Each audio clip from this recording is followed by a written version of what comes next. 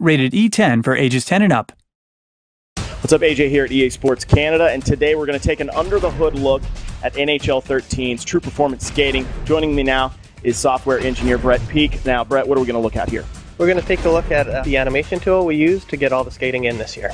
Ant is the animation toolkit we use at EA, and for NHL specifically, that allows us to get the motion capture data into our game. And you were actually on the ice with the guys who got the motion capture for this, correct? Yes, I was skating through the drills and helping out, showing them exactly what we wanted in our game. So this one here we're looking at is one of our skate cycles. You can see we have control when I drag this green arrow. He moves his stick up and he increases the amount of effort. So this is one example of one of the skating arrays that we use to control the guy as he skates down the ice. So this is an example of one of our new backward skate cycles, and this is him at a lower speed, and as I drag this, if he needs to get back quicker, you can see he goes into a higher effort skate cycle to really dig into the ice and cut back.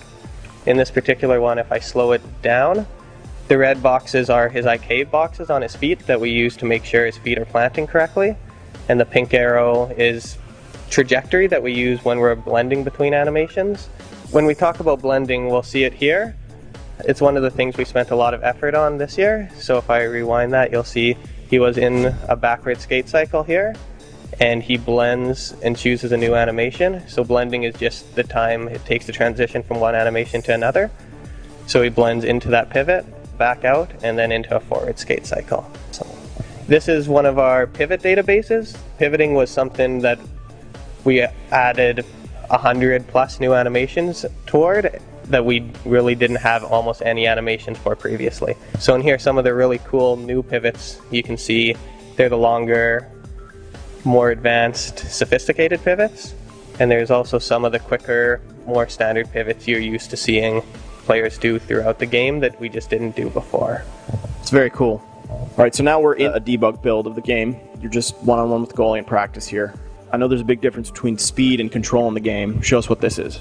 Right, so coming in, you can see I do a nice little slow plow to slow up and kind of get the goalie backing in. And now coming from a glide, I have some new moves I can do if I push left or right quickly. So here I tap to the left, and then I board out of it to get a nice fake to the left.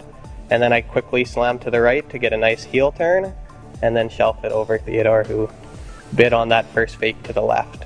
That's a nice goal. Yeah, this is something that is all new and feels great when you get your hands on it.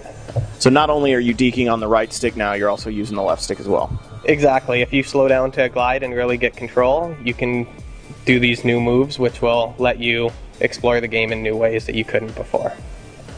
All right, Brett, thanks for joining us today and showing us all this new cool stuff. Be sure to check out easports.com/NHL for all the pre-order bonuses, and be sure to pick it up in stores September 11th.